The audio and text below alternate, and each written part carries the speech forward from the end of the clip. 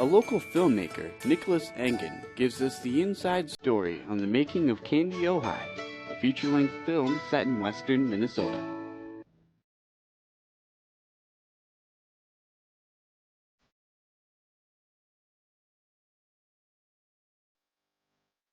Name's Nicholas Engen. I'm a filmmaker, born and raised in Willmar, Minnesota, and lived in Minnesota most of my life. I make independent films.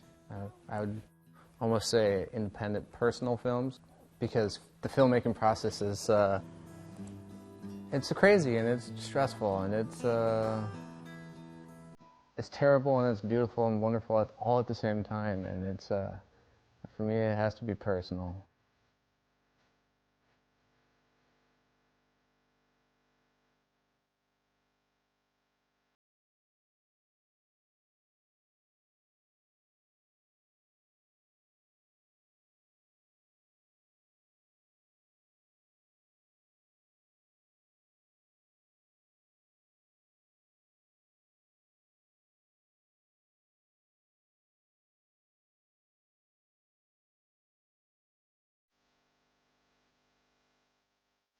So my first film, the film that is going to be on this show, is Candy, Ohio. That's the name of the county that I grew up in, and it's the county that I shot in, that and a little bit of the surrounding counties as well.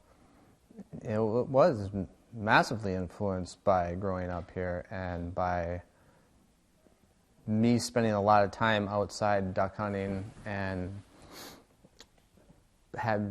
being out in nature and everything like that. That's why a lot of people have commented on a lot of the wide shots, and how I framed the landscape.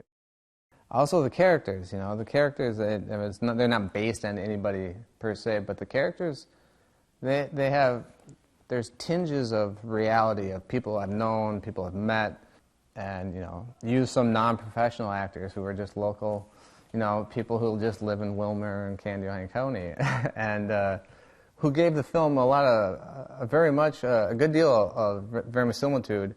So Candy Ojai is about three friends who get back together, and circumstances happen, and they decide to rob the gas station to which is owned by a corrupt drug-dealing sheriff of Candy Ojai County. And the robbery goes wrong, and it's all about his pursuit of them through the prairies and cornfield of western Minnesota, or Candy Ojai County. So I would say the first half of the film is a character study, kind of a character story. You get to know the characters, and the second half of the picture is more of a thriller, more of a noir. Each character represents something different, as Park represents the more urban, more emasculated male prototype.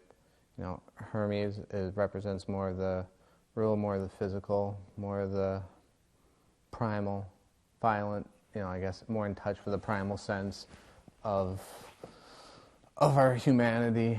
And Jax is kind of, he's named Jax in Greek mythology. He's just kind of a fool, But and those are all archetypes that we find in our society very much. Some of us are all three. Some of us are just two, and a lot of us are just one.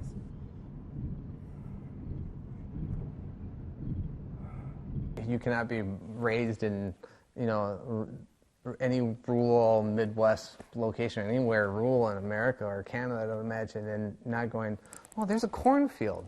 Let's go walk in the cornfield when we're kids,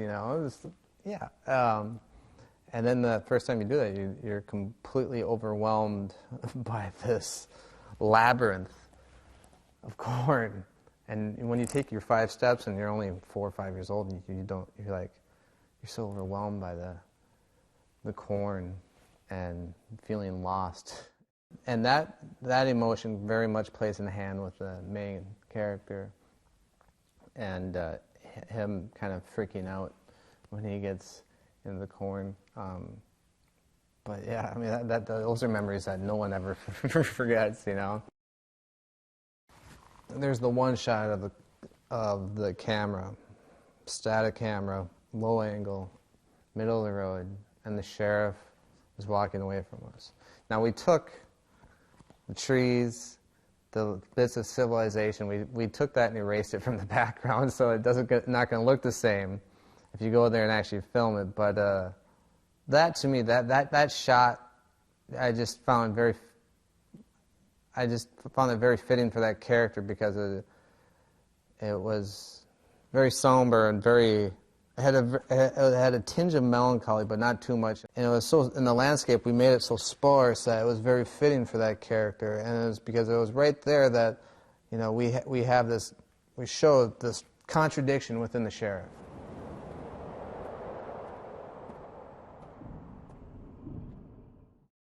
There's a scene in the film where we go to Hermie's old house from growing up, to which we shot in an abandoned house right off of 71, and where he goes back through artifacts of his youth and is rather traumatized by.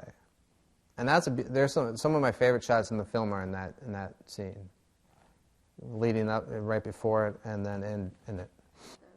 There's a scene that we shot at the Horseshoe where it's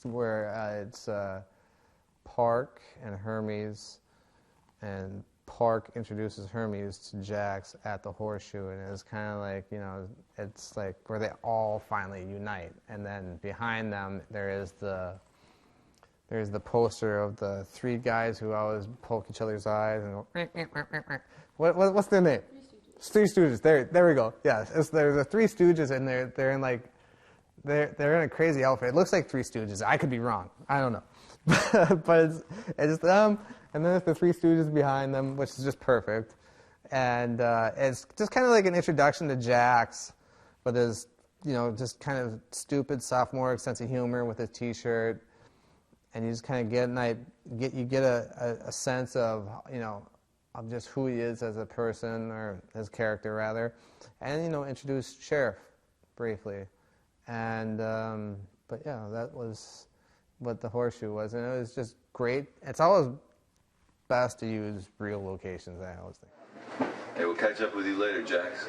I never realized until we were in the production was how sweet and helpful and kind everybody was out here. I mean, everybody was very, very sweet and helpful and kind. I mean, it's unbelievable how people would help us out, and, you know, oh, you're the, you know, they'd see us on the road, oh, you're the film crew, you know, they'd wave or whatever, and, you know, it's like, yeah, we're those crazy filmmakers, you know. And when they watch Candy Ohio, I think the most important thing is I want them to talk about it.